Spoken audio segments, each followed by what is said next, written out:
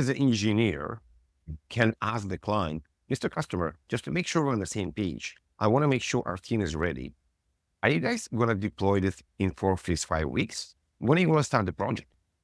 It's a completely naive question from a tech engineer, because I'm not the evil salesperson. I'm the techie one. Oh yeah, of course, we would like to start in January. Ding. Okay, we know if it's a real project or not. My name's Joel, and I'm a recovering nerd. I spent the last 25 years bouncing between creative jobs and technical teams. I worked at places like Nickelodeon to NASA, and a few other places that started with different letters.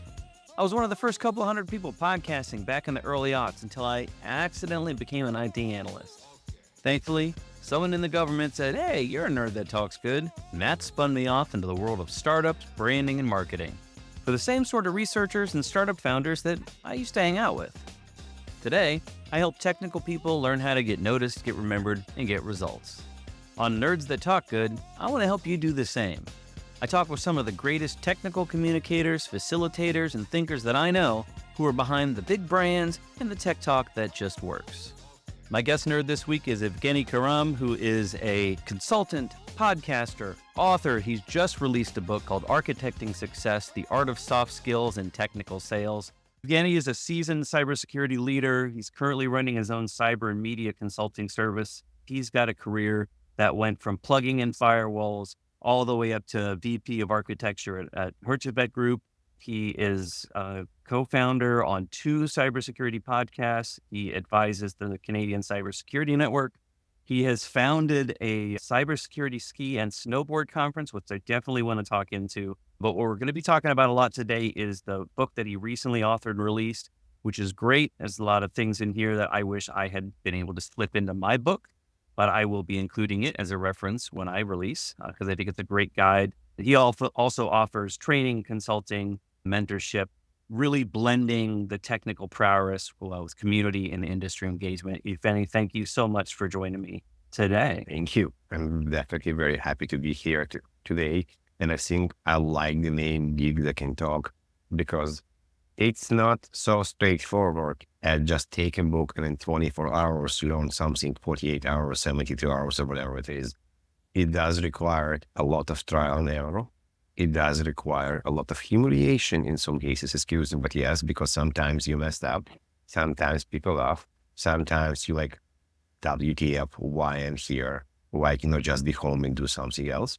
Yes, definitely. I'm happy to go deep or light as you want and as we can. I'd love to start with just your background and journey getting here. You have, I think, a doubly unique challenge in that talking good technically, not only obviously language barrier. I'd like you to share some of your journey. You told me earlier you're a twice immigrant, so that's environmental language, in addition to just technical subject matter. But just go ahead and give us a little bit of your background, how you got from where you started to where you are now. You just mentioned something very interesting, because when you talk to people, we're looking for very good consulting people. We're looking for very good salespeople, sales engineers, whatever it is, pen testers. And we want them to be able to speak. We want them to be able to write. We want them to do blah, blah, blah. Guys, choose 2 out of 3. It doesn't exist. Sorry. You cannot be very smart, intelligent, write amazingly, and speak amazingly. Maybe some few really can, but in majority of the cases, you will have to choose 2 out of 3.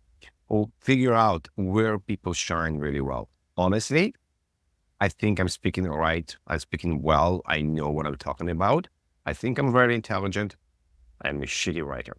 I never like to write. I never know how to write it. I have issues with grammar in English, Russian, and Hebrew as well. It was a very big challenge to write the book. I had an amazing editor that helped to take what's out of my head on writing. I'm actually doing a relatively good job to take what I have in my head when I'm speaking. And this was one of the motivations to write the book, because many intelligent people have a hard time to outcome what is in their head to very simple language or business language. But back to your original question. I moved from Kyiv, that used to be still USSR, to Israel when I was 11. I spent 16 years in Israel, then moved to Canada.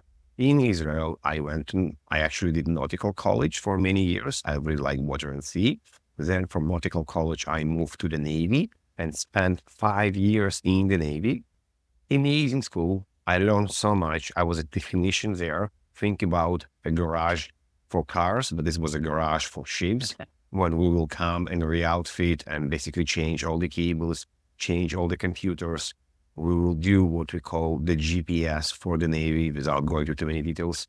But I learned a lot about Linux. I learned a lot about cabling, Windows, many different things. Really grateful for the school of adapting and understanding how to fix problems. You're not jumping in the beginning to the end to the middle. You're sequentially going and analyzing where is the problem.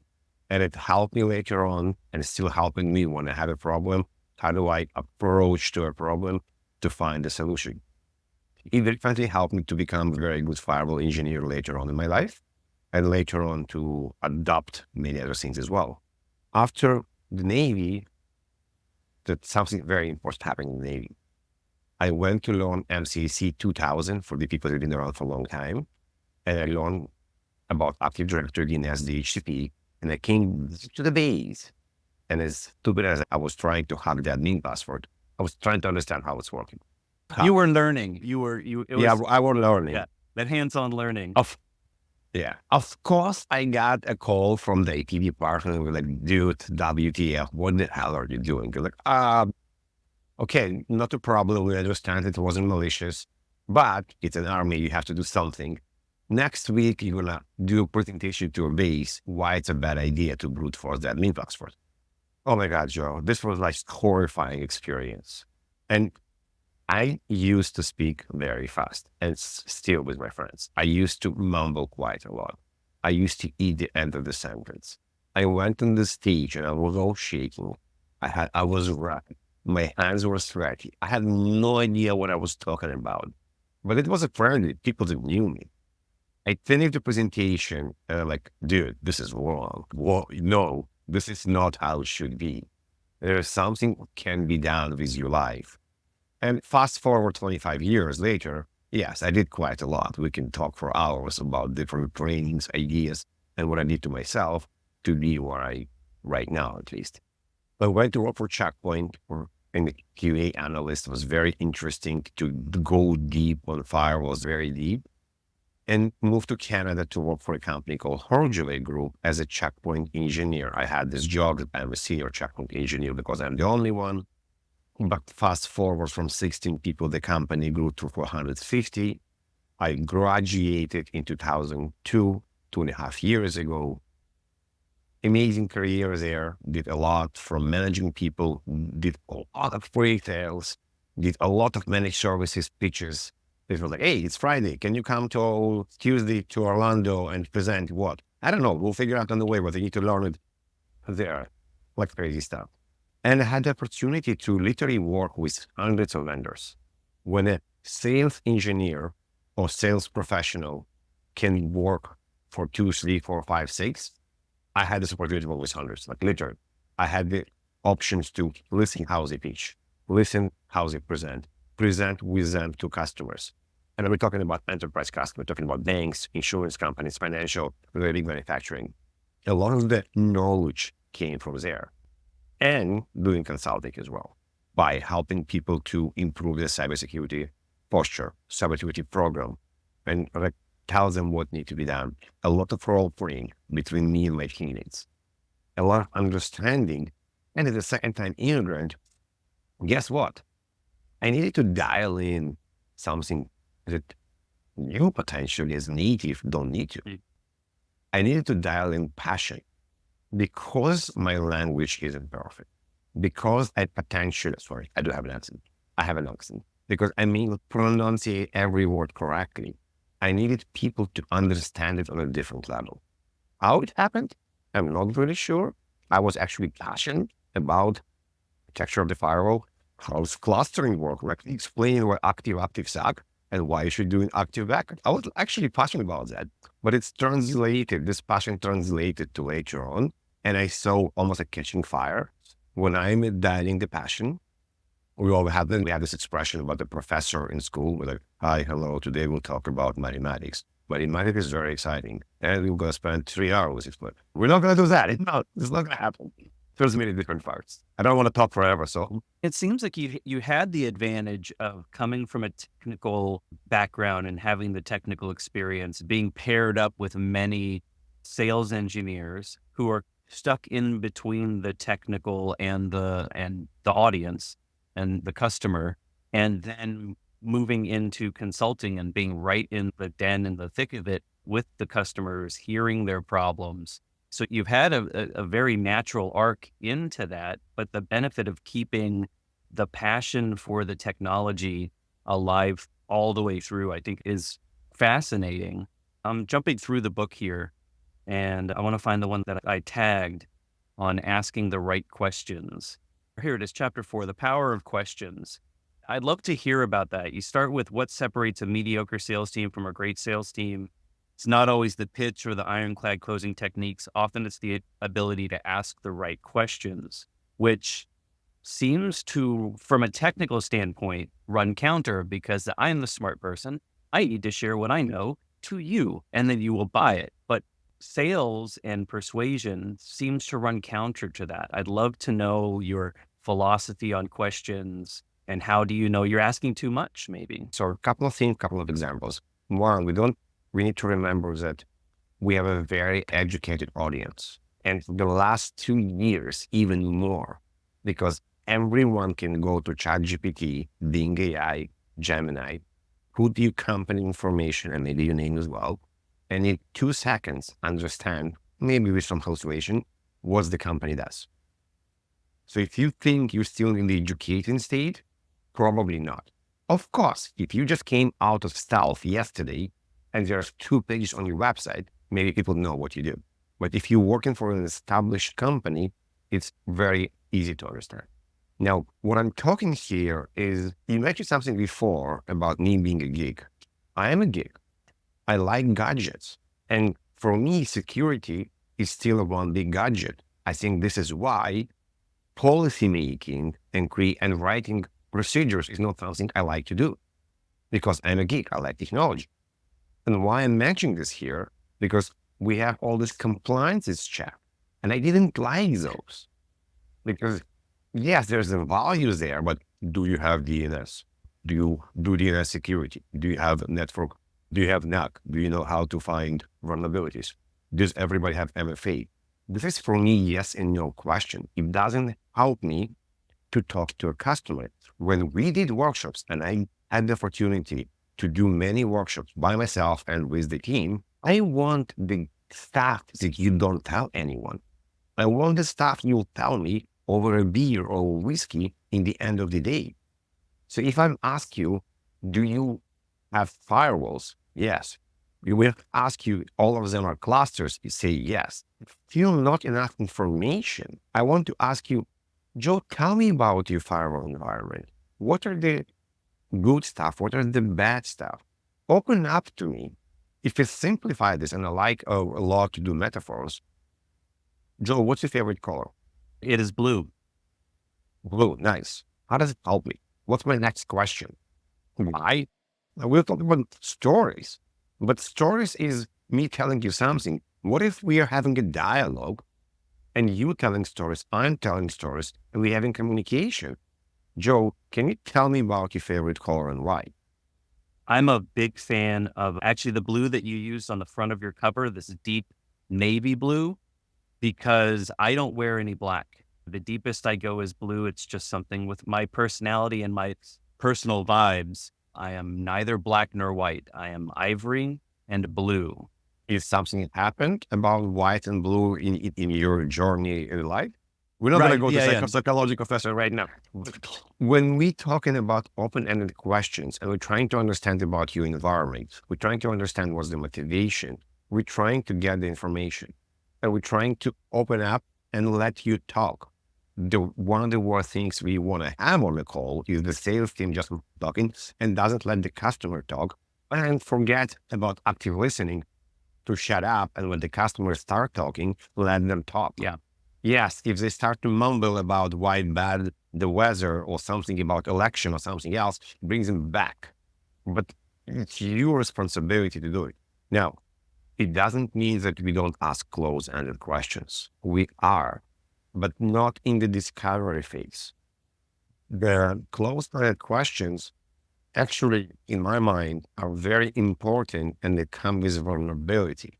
In my opinion, that came from a very mature salesperson as well, and the people I work in the Forgery Group, like Robert Forgery, like George Crampo, and many other leaders in Forgery Group, where I learned the sales part, is one of the main qualifications of a salesperson is the ability to close business. If you cannot close business, why you're here? Because you're so nice? Because you cannot take people for lunch and dinner? So you able to qualify if it's real, that takes time, and you be vulnerable enough to ask, Joe, we've been talking for the last 3 weeks, just to make sure we're on the same page. Maybe even on the first one, is there a budget for this deal? Is this something you're going to do this quarter, this year? I maybe slap on my hands and say no, but it's okay. Yeah. But you have to be vulnerable enough. And this is where the not open-ended, the close-ended questions come in. I want to know what you're going to do. And there's a play, if you got the idea of a team part, and some people will disagree with me in the industry, but I use it so many times. So sorry, I don't care. It worked for me. Me as an engineer can ask the client, Mr. Customer, just to make sure we're on the same page, I want to make sure our team is ready. Are you guys going to deploy this in 4, 5 weeks? When are you going to start the project? It's a completely naive question from a tech engineer that I guarantee to you, everybody tell me, because I'm not the evil salesperson. I'm the techie one. Oh yeah, again, of course, we would like to start in January. Ding. Okay. We know if it's a real project or not. And there's gazillions of other ways where the tech and the sales can play with the questions to ask the questions that are going to help each other. So that would lead me to think that it's very important for the entire team to be on the same playbook, to have the back channel planning and the understanding of what each role would be. What I do a lot with my clients is building that common messaging platform between product, marketing, sales, and leadership. But I hadn't yet, and you're blowing my mind open, because I hadn't yet thought about assigning almost responsibility for certain parts of the message to certain messengers and playing that team out. That is very interesting. And it doesn't have to be 0 or 1. This can change all the time, but I like the analogy of the ball. Who has the ball? We as a team need to know how to pass, and I just dropped the ball, how to pass the ball around. It means that in some cases, the salesperson will tell the engineer, dude, stop, wait, don't go there. Or the engineer will tell, stop, don't interrupt. I am leading and going somewhere.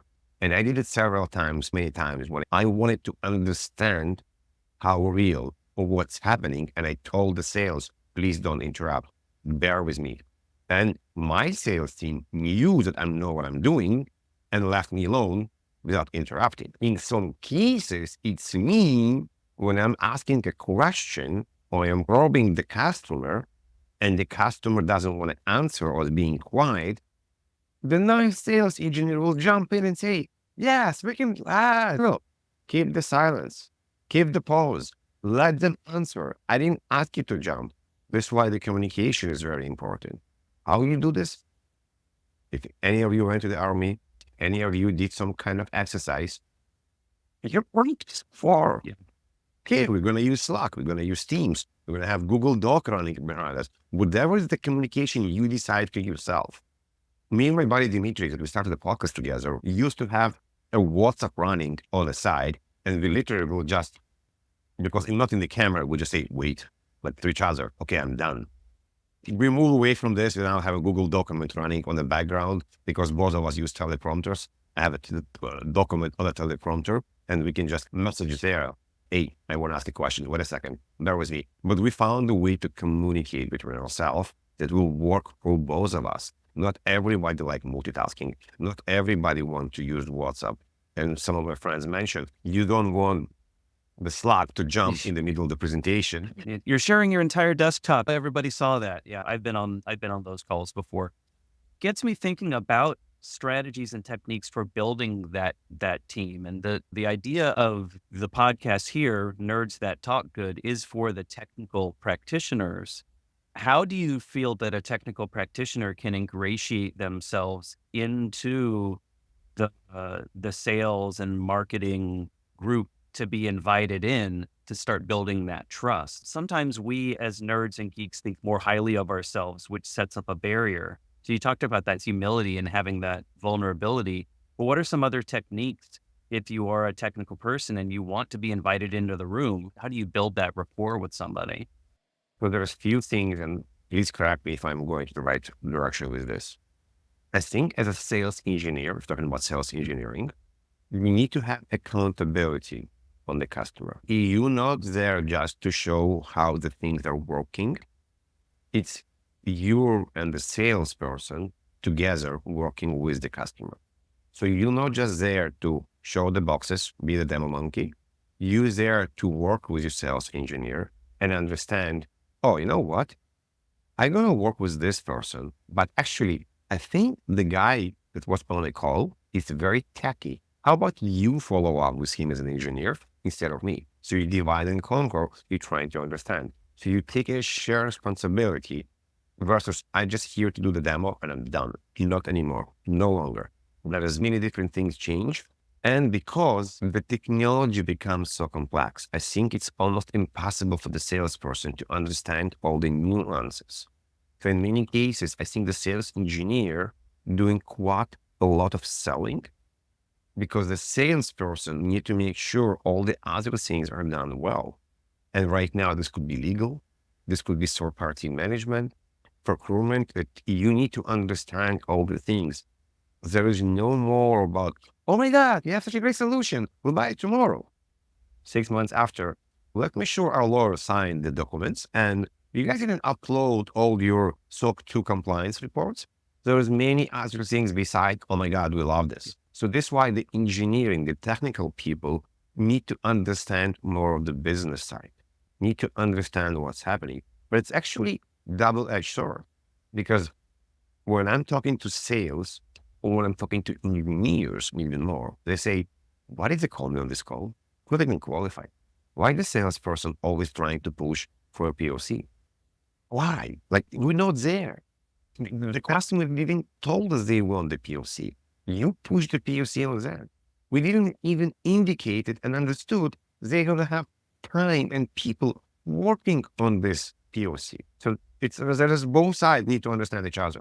So the engineers listening for different things. When you connect the geeks on the lower end together, they're able to speak in a language that's oftentimes sales doesn't pick up on and see, I don't think what we are proposing is right. Let me try an end run. Let me try to propose it this way. What we're suggesting isn't even their problem. So sometimes the business use case is there, but the ability for the technology isn't. And the salesperson will insist all day long that they're ready to buy, they're ready to have this. And the engineers are like, I don't think this will be successful. And that might even be more important to avoid a failed implementation or a failed sale than one that wasn't quite right or too early or the wrong shape to fit. And think about that. All this applying not just to sales, many other things can be applied inside the company when you are proposing a new idea, when you're proposing a new project, when you want to potentially have more money, have a better desk, more screens. We're all selling in the end of the day in one way or another. Yeah. And something that I talk a lot is you're laser focused on the thing that you're asking for or the thing that you're offering. And they're being hit from multiple directions, especially if you're speaking at the executive level. They're not just hearing from the security director, they're hearing from the director of finance or the risk officer. And so you need to understand all the different things that are bombarding your audience so that you understand where you fit and where you fit in the priority stat. Yet, No, we'll get there. I know we didn't get to the fear chapter, but I want to talk about fear. I think it's a very cool chapter. But I definitely want to get into the fear chapter, and I was just flipping into that. But I want to talk just very briefly about tools and techniques. There's a lot of tools that are available. I have my card deck, and my messaging system is a framework. It is a tool, but if a tool isn't introduced correctly, if it isn't implemented correctly, you just sit there on it and never use it. I'm curious about what tools you think are essential and necessary, not from a security standpoint, but just from a communication standpoint. so let's talk about not just tools, let's talk about hardware. I think a good microphone is definitely something you want to have. If you can spend 50, 60, $100 for shoes, please spend this money on the microphone. I think your video camera in some cases is also a good idea. It's almost like an evolution. Do you need to spend time on lights? Do you need to all depend where you sit and how it look like? How's your background? I just moved, so I'm still struggling with the door because sometimes it's crooked and it drives me nuts. I actually have a green screen that I used to use before. I may put it back, we'll see. But if you're using green screen, you definitely need to light it back that you're not going to look. Because I really don't like when people put virtual background and when they move their head, everything move with them. It's very disturbing in my mind. But this is hardware. I honestly love my teleprompter. I want to have a bigger screen because I have a direct eye contact with you versus I'm still looking at you right now because my teleprompter is near to my screen, but you see my side. Yeah. And this is some of the hygiene that are fundamental to connect to people. And in so many cases, I am on a call with the founders, and in their mind, they looking somewhere else. There's like all over the place. They don't maintain this human connection. So this is hardware. On the software side, it's a good question. I was actually thinking about that. But these standard tools that the company gives you, there is CRMs, I started to like more and more this audio AI helpers phone calls when they tell you about filler words, how much you speak, how much you don't speak. Not every customer likes those, and I understand why, because it's taking the conversation to a bit different level. But this is some of them important. I think for everyone, and it doesn't have to be a tool, this could be just a recorder on your phone to start to record themselves and analyze their voice. You've been in podcasting for a very long time, but you may remember, did you like your voice in the beginning? Not very much. I rambled. It was a rambling stream of consciousness. And the more I listened, the more, and I have a theater background as well, but it even gets back to turning up the passion. I have to recognize when I turn up the passion, I speak more quickly and I get more excited. And so just understanding that of myself and being tuned into it, I'm able to breathe. I'm able to slow down. I have had George Comedy on recently, and he was saying you have to speak even slower than you're comfortable especially when you're presenting. This is interesting because it probably depends on the person as everything else inside her. I speak usually quickly. You speak quickly. George as well. So for us, we need to slow down. But there is people that I personally are having sometimes very hard time to communicate that will talk very slow. And you have a feeling like, dude, please just finish the sentence. So you really need to understand how you communicate because you may want to communicate faster. You may want to communicate slower, depending on who you are. The best things to do is to analyze your voice and understand, or even better, have a practitioner, a speech therapist, somebody to teach people how to think, play guitar, to work with you to understand more about your voice. I work with someone and I didn't even realize I knew I had a very low voice, but I didn't know how low it is. I had the pitch. I was missing the middle part completely. So he helped me to do that. He helped me to adapt and say, dude, your accent is fine. People are going to remember your low voice and your accent, and they will immediately know it's you. And where I'm going with this, I think we need to understand who we are to later on understand how to speak. I do very agree with George. When we speak quickly and we under pressure, we're going to put more filler words and we're going to sound worse. And if we do slow down and do more pauses and transfer the filler words to pauses, in majority of the cases, we will be much more fluent and will not use filler words. The fear factor, the calmness also goes there because I interview many people and the people that really knew the subject had less filler words. People where you put them a bit out of the comfort zone will start mumble and have more filler words, something in their mind instead of just pause and think about it. And for myself as well, I sometimes will be uncomfortable and then we'll go into the conversation. But for the technology people, let's just do a very quick recommendation. If you're a technology person, and not even not, you know what CPU. So think about it, you are giving 1% of your CPU to other watchdog that watch how you speak, if you're speaking too fast or too slow.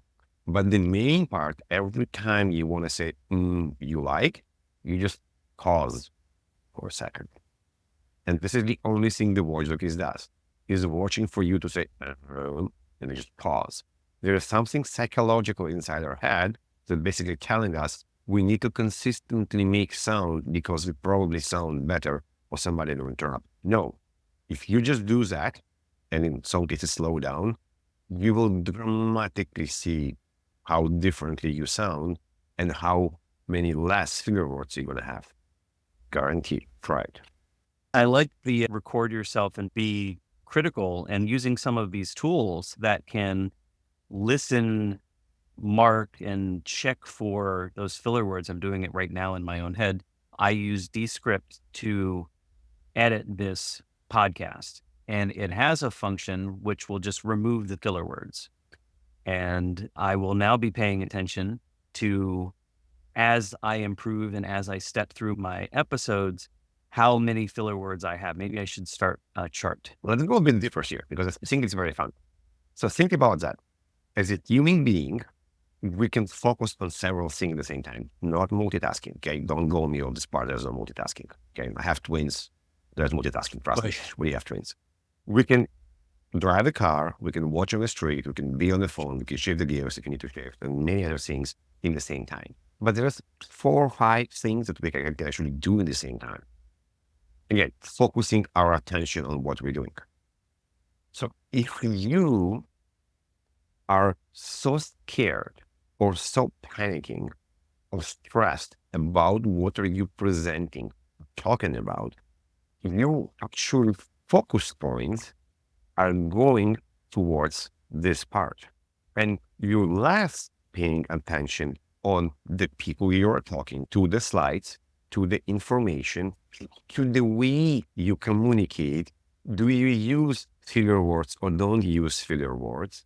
By transforming, not removing, transforming the fear, the anxiety to excitement, to something that's part of it. Because the difference between fear and exciting is exciting, I know the outcome of the task, roller coaster.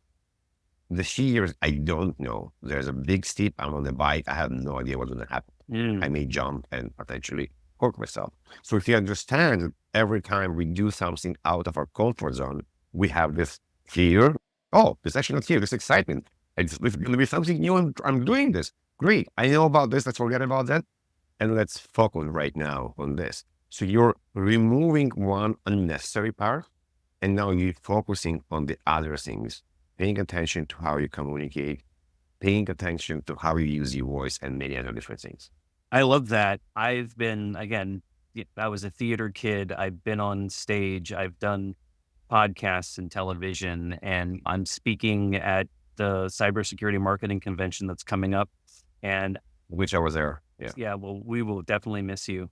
And I have noticed that I have been able to turn my fear to excitement and anticipation.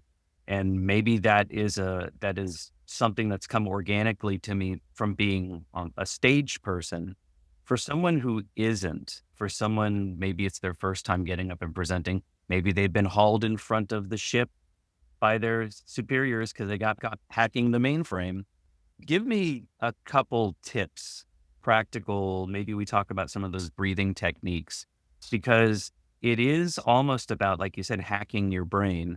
You've got I think in your book, you talk about the sympathetic and the parasympathetic nervous system. In mine, I talk about the dorsal attention network and the ventral attention network. But it basically comes to things you can control and things you can't. And identifying those, how do you help them get into that control space? St. George mentioned this as well. When you're presenting, the main part you need to remember, this is not about you, excuse my French.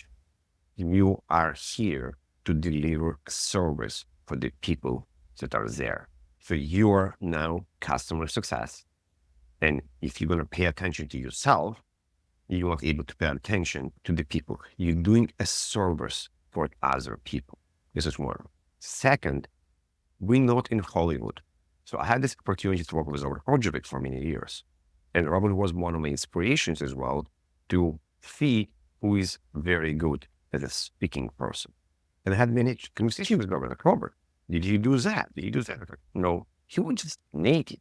So all the training and mind I did to myself, he didn't need to do. He was just like that. And if you watch Hollywood, we don't really associate ourselves with James Bond as an actor. Why? Because it's a different level. Okay?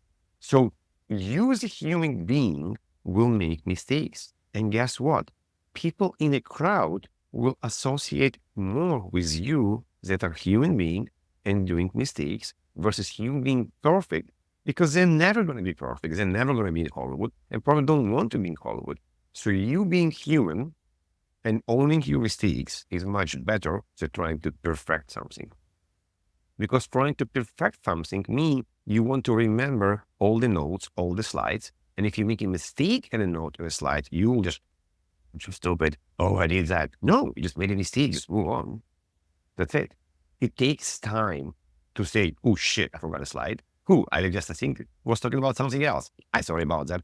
And just move on. But if your mindset from the beginning going to be like that, there's an opportunity for you to do a mistake. There's opportunity for you to potentially mess up something. Nobody going to shoot you. Nobody said okay, you're done. You made a mistake in 2 slides. You're no more presenting. Go away. Okay? You used the wrong grammar here. It's okay. So this is like a mindset we set into ourselves. Then, of course, you need to understand what you're talking about. If this means yes, practice, yes, understanding, but not to practice to the levels you remember every line. You want to practice to understand what you're talking about to make sure you can talk about it. Now, when you come to this part and you are panicking and you are stressing, there are several things you can do. Box breathing, as somebody mentioned to me a few weeks ago, it's not from Navy SEALs, it's from India, but every breathing technique probably came from India in any case, in one way or another. So it is fine. The idea is that box breathing exists and it helps you to normalize your body and your state of mind. By definition, majority of us have about 12 to 20 breaths per minute. And guess what? Our breathing also relying to our heart rate, and our heart rate also they connected to each other. If you watch freediving, you will see a lot of many displacing things, how they calm themselves and trying to lower the heart rate. By lowering the heart rate, they use less oxygen and stuff like that. So with box breathing is we inhale for a number of seconds, let's say 5. We hold for 5, exhale for 5, hold for 5. What just happened? Our cycle is 20 seconds. It means we just move from 12, 15 breaths per minute to 3 breaths per minute. Guess what happened with your heart rate? Your heart rate will slow down. During a panic attack, when you stress, your heart rate majority of the time goes up. So you basically hacking yourself, if you can say this, but automatically by doing box breathing, you will lower your heart rate. You will have a clear idea. You will be more calm. Maybe you're going to go and help you to go in the flow. Flow is a different conversation, something else. I literally used to sit in the washroom for 5 minutes before I present and just do box breathing. So this is one. Two, again, there are many others, like 1 to 2, you inhale for 4, exhale for 8. So basically giving similar idea. There is physical exercise you can do. I'm not telling you to do push-ups before you're going to present, but I'll see if I can do it. But if you stand and you rotate around yourself, that some people do that natively, you can normalizing your body. So if you just literally rotate around yourself for 5 minutes, it's going to be boring as hell, but it helps you to calm down. And actually, there's a proven record how it normalizes your left and right brain and help you to relax as well and your body. And there's many other small examples that working the same help you to balance yourself and helping to get you to the zone. If you listen to many speakers on a national level, they have a routine. They listen to a song, they hum something, but they're getting themselves ready to speak and communicate. And I think that keys into the practice and having the playbook and establishing the conditions in the environment. You're signifying to yourself, like you said, lots of speakers. We see this in the Olympics. Michael Phelps always listens to the same track as he does the same movements. And you're signifying to your brain that it's go time. This is the thing that we prepared for. It's very much like being in the Army or the Navy SEALs, right? That's like you say, they practice and practice. You mentioned in the book, you have a head nod towards the Wim Hof cold exposure. I do the breathing every morning. I'm trying to get myself back into the cold showers, but I have noticed that calming the nervous system and just having a methodology to do that is extremely powerful. And when I don't do it, I'm not always aware until anxiety comes up or I start to get nervous and speak too fast. I want to pivot towards the end here to how do you personally keep the passion up? What are the things outside of work, outside of technology? What are the things that you keep that inner fire, that you keep yourself centered? You said you've got twins running around. I can only imagine that is a sense of stress. So what do you do to unplug? Because we can't go all the time. You mean beside having drugs or what? No, just kidding. I actually love outdoor. Outdoor is my way to recharge, to connect. And honestly enough, by being a consultant, I had this rare opportunity to go on a camping site, have my kids swimming in a lake or doing some kind of program. And I had Starlink up and I will do a Zoom call with the customer. I literally did it several times during the summer. I like whitewater. We're doing a lot of canoeing. I like mountain biking. I like snowboarding. Every chance I have, I will be able to and be happy to go outdoor and be in the forest and be connected with the nature. I definitely like water as well. That's why whitewater is probably one of my favorite sports. Very challenging, very scary in some cases. There's something I like to use that in whitewater, there is no way you can decide that you want to do that. When nature doesn't care, you have to understand the water and adapt to the water to make sure you can do it. Because if you want to cross a bigger here, no, the stream is just too hard. The rapids are too big. The river says no. Yeah, you need to go with the flow and not try to fight the flow in this case. So definitely being outdoor helps me. And I got this unique opportunity with a couple of buddies to start ski and snowboard and cybersecurity conference to connect my outdoor passion to my cyber passion as well. And by the way, ski and snowboard was asked for the book. I'll explain how. I did a snowboard instructor training and I really like how we connect and how I'm talking to everyone. And because our heels are so small, my partner for the ski and snowboard, Tony, had this job that it's a perfect elevator pitch. You can go with someone on a lift and you have 2 minutes to teach them. If not, you go with separate ways. But the idea was, you're going to a conference. So you're going to go to a marketing conference for weeks. Or maybe less, depending on what's going to be aired. At least talk to the person standing in front of you. You need to have a hook. But if you're going on a ski field and you're going with someone on a lift, it's completely okay. Is this your favorite mountain? Is this your home mountain? Oh, I see you have the skis. Do you like the skis? I'm thinking to buy the skis. But this is native.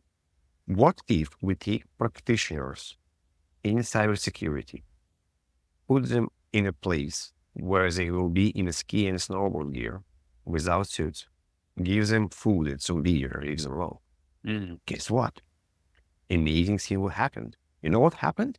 People going on a lift, taking ski poles and doing freaking network diagrams on the top of the hill, talking about how SASE and SAC works.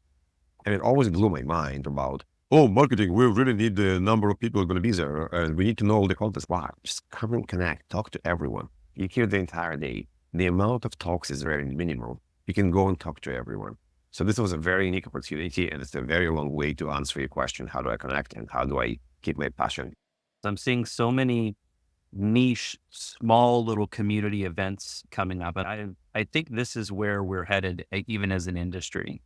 More human connection, more community, more events.